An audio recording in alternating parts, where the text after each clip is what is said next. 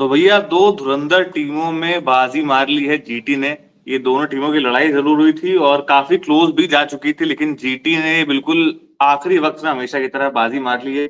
एक बार फिर से जीटी के टॉप 3 में से कोई कोई ना कोई एक बल्लेबाज चला और वो मैच जो है डीसी के मुंह से बिल्कुल उड़ा के ले गया आखिरी में। जी, ये देखिए आज मिचेल स्टार्क के पास फिर से मौका था चमकने का, लेकिन आप एक काम करते वो बार-बार नहीं कर सकते। और सामने प्लेयर कौन थे? वो थे राहुल तेवतिया। 2 ही बॉलों में गेम खत्म कर दिए, 6 बॉलों में 10 रन चाहिए थे आखिरी ओवर में। थ्रिलर बन सकता था, लेकिन जिस तरीके से छक्का लगाया मिचेल स्टार्क को पहली ही बॉल पर आखिरी ओवर में और फिर चौका, वहीं पर मैच खत्म हो चुका था।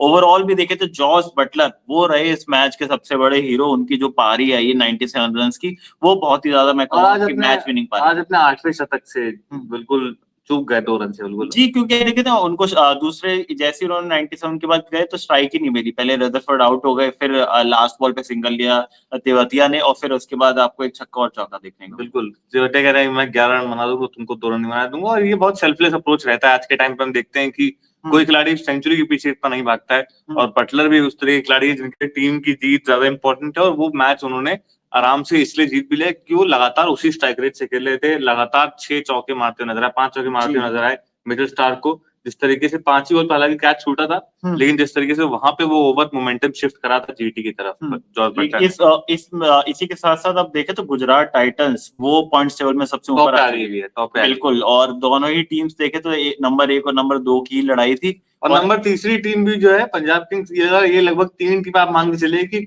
क्वालिफाइड हैं ऑलरेडी। 7 में जी, से 3 जीतने हैं। अब देखिए कुछ सिनेरियो इस तरीके से बन गया है कि सभी टीम्स के 7 गेम पूरे हो चुके हैं। हम्म। तो अगले 7 गेम मतलब आपका हाफ स्टेज खत्म हो चुका है आईपीएल के टूर्नामेंट का। अगले हाफ में इन अगर क्वालीफाई के लिए बात करें तो सिर्फ आपको 16 पॉइंट्स चाहिए। तो अगले 7 गेमों में से तीनों ही टीम्स को 3 ही मैच जीतने हैं।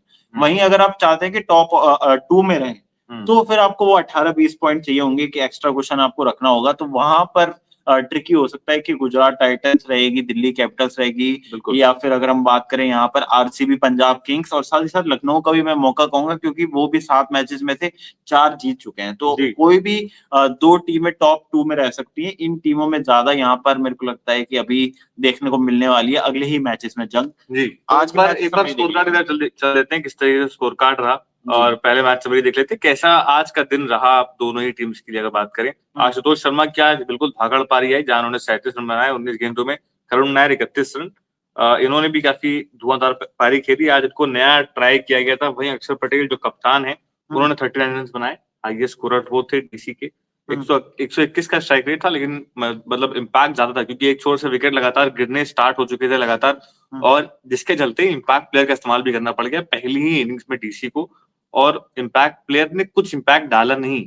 जी, उसके बावजूद एडवेट दिल्ली पहुंच परेरा। गई 203 रन तक। लेकिन यहाँ पर जिस तरीके से स्टार्ट मिली थी शुरुआत में करुण नायर और अभिषेक पोरेल की, उसके बाद लग रहा था कि बीच में आप केएल राहुल की भी सबको ही टॉप 5 बल्लेबाजों को देखें तो सबको हमें देखने को मिल रहा है कि स्टार्ट मिली थी वहां पर। जी। ऐसा नहीं था कि सिर्फ खाली एक बल्लेबाज ही अक्षर पटेल ही चल रहे थे। आप पहले भी आप देखें तो उसमें करुण नायर के भी 31 रन है, केएल राहुल ने भी 28 बनाए हैं। हम्म। तो सभी बल्लेबाज क्रिस्टन स्टोक्स ने भी 31, फिर नीचे से आशुतोष शर्मा भी 37 रन। लेकिन बड़ी पारी किसी की देखने को हमें बिल्कुल। मिली नहीं है। बिल्कुल विकास निगम चले गए, फरेरा तो एक ही रन बना पाए। स्टार्क से आप क्या उम्मीद करेंगे? कुलदीप यादव भी चले गए, एक बॉल में चौका बनाया उन्होंने। हम्म, और बॉलिंग की बात करें जीटी की, जिस तरीके से बॉलिंग रही है अर्पित, हम्म। तो आज काफी अच्छा दिन था प्रसिद्ध कृष्णा का। 4 विकेट चटका डाले भैया ने आज। जी, और लगातार आप देखें तो प्रसिद्ध कृष्णा अच्छी बॉलिंग करते हुए नजर आ रहे हैं। सिर्फ हम्म। इसी मैच की बात नहीं करें, ओवरऑल भी देखें तो प्रसिद्ध कृष्णा ने पिछले मैच में भी अच्छे विकेट्स लिए थे, 3 विकेट्स। अभी भी देखें तो पर्पल कैप की रेस में लगभग सबसे आगे ही है। देखना होगा कि कौन टॉप अभी बाजी मार रहा है। अगर देखें तो अभी तक 2 टीम सबसे ऊपर देखने को मिल रही थी, जिसमें मिचेल स्टार्क और नूर अहमद ये थे ऊपर। आज अगर हम देखें तो मुझे लगता है कि अब इसमें प्रसिद्ध कृष्णा अब सबसे ऊपर हो चुके हैं 14 विकेट के साथ। तो ये 4 विकेट्स के साथ-साथ पूरा सीज़न अभी सबसे बेस्ट सीज़न बिल्कुल, कहेंगे बिल्कुल, प्रसिद्ध कृष्णा बिल्कुल। के लिए। और आज के दिन गेंदबाजी काफी अच्छी रही ईशांत शर्मा की। सबसे कम इकॉनमी हुँ। विकेट चटकाया, 3 ओवर्स में 19 रन कहीं देके न कहीं विकेट डीसी चटकाया। 20 रन कम कहेंगे, जिस तरीके से स्टार्ट थी। मुझे लग रहा था बिल्कुल। कि आप 220-30 तक जाइए, क्योंकि इससे पिछला मैच जो यहाँ पे हुआ था वो पहला मैच था गुजरात का पंजाब किंग्स से, वहाँ पर भी 240 बने थे। तो हम्म। यहाँ पे 220 रहते तो मैच में फिर एक और ट्विस्ट देखने को और मिलता हमें। जी। और वहीं अगर आप बात करेंगे जीटी की बल्लेबाजी किस किस तरीके से बल्लेबाजी रही, हुँ, तो शुरुआत में देखा है हमने कि साई सुदर्शन अक्सर चलते हुए नजर आते हैं। हुँ, और इस बार भी कंसिस्टेंसी बरकरार रखते हुए चले। 171 के स्ट्राइक रेट से 36 रन बनाए, 21 गेंदों में 5 चौके 1 छक्का। शुभमन गिल हालांकि आज रन आउट हो गए।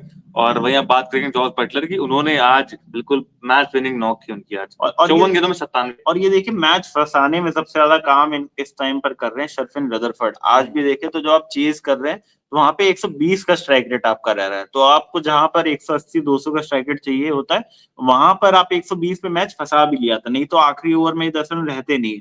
तो ये देखना होगा कि शर्फिन रदरफोर्ड बड़े शॉट तो लगाते हैं, लेकिन वेस्ट इंडीज के प्लेयर के साथ सबसे बड़ी दिक्कत ये रहती है कि वो सिंगल्स नहीं लेते हैं, और जो आपके साथ स्ट्राइक रोटेशन नहीं हो रही तो आप सिर्फ बड़े शॉट्स पर रिलाई नहीं कर सकते। जिस तरीके से जॉस बटलर ने पूरी इनिंग्स को अपना खेला, वैसी इनिंग्स आपको चाहिए होगी। जीटी से टॉप ऑर्डर के 2 बल्लेबाज जब भी आउट होंगे ये फिर बाद में फंस सकते हैं। जी, और अगर डीसी की बॉलिंग की बात करें, कैसी रहेगी डीसी की बॉलिंग, तो जिस तरीके से आज विकेट छटकाए कुलदीप यादव ने और मुकेश कुमार ने, उसके अलावा ऐसा कोई बहुत बड़ा इम्पैक्ट नहीं रहा। गिल जो थे रन आउट हुए थे। उसके अलावा आप गेंदबाजी देखेंगे, विपराज निगम के अलावा किसी की कौन भी बहुत खास नहीं। कुलदीप यादव, विपराज निगम, ये 2 रिस्क थे जो अब तक काम करते हुए आ रहे हैं। बहुत समय से हो रही है कि मोहित शर्मा बहुत महंगे साबित हो रहे हैं। आज भी देखे तो 2 और इवन कराए मुकेश कुमार भी पिछले गेम से अगर आप देखेंगे तो महंगे साबित होते हैं। शायद इट्स हाई टाइम कि आपको नटराजन को इंट्रोड्यूस करना चाहिए। जी बिल्कुल, आपने नटराजन को इसीलिए रखा है। 10 करोड़ में आपने लिया है, नटराजन को आप नहीं खिला रहे हैं, क्या मतलब है उसको बाहर बैठा। और जहां पर अगर आपके सारे बॉलर्स अगर फॉर्म में चल रहे हैं लगातार तो समझ भी आता है कि आपको अपना कॉम्बिनेशन चेंज करने की जरूरत नहीं है, लेकिन जहां पर आप देख रहे हैं कि बैटिंग में सेम सिनेरियो हो रहा है कि वहां पर आपको कॉम्बिनेशन चेंज करना पड़ रहा है, क्योंकि हमने देखा आज दोनों ही ओपनर्स जेक फ्रेजर मैकगर्क और साथ ही साथ केएल राहुल दोनों बाहर रहे। अगर हम देखें फाफ डुप्लेसी दोनों बाहर गए और केएल राहुल नंबर 3 आ गए। तो हर बार हमें नया ओपनिंग पेयर देखने को मिलता है यहाँ पर डीसी का। उसके बाद भी लगातार मैचेस जीती है, लेकिन कहीं ना कहीं अभी भी कॉम्बिनेशन में जो एक मिसिंग पीस है, जो एक परफेक्ट टीम बन सकती है, उसमें टी नटराजन जरूर शामिल हो सकते हैं। बिल्कुल, और टी नटराजन के आने से मेरे हिसाब से डेप्थ की जो सिर्फ जो सारा भार है वो स्टार्क पे आ रहा है, वो बहुत कम हो जाएगा। और जो 18वां ओवर 20वां ओवर स्टार्ट डाल रहे हैं, उसके अलावा 17वां 19वां ओवर जो रन क्लिक कर रहे हैं, वहां पे शायद नटराजन ज्यादा बेटर हेल्प कर पाएंगे। जी बिल्कुल, ये हमें आगे के मैचेस में देखने को मिल सकता है। और अब देखें तो दूसरा गेम है वो है आरआर एलएसजी। एलएसजी भी देखे तो वो भी कंटेंशन में टॉप 4 में जाने के बाद आज अगर मैच जीतती है तो वो भी 10 पॉइंट के साथ टॉप 4 में जीत सकती है। जी, देखना होगा किस तरीके से रहता है मैच। तो सारे आईपीएल के अपडेट्स जानने के लिए हमें लाइक शेयर कमेंट करें। Keep watching DN.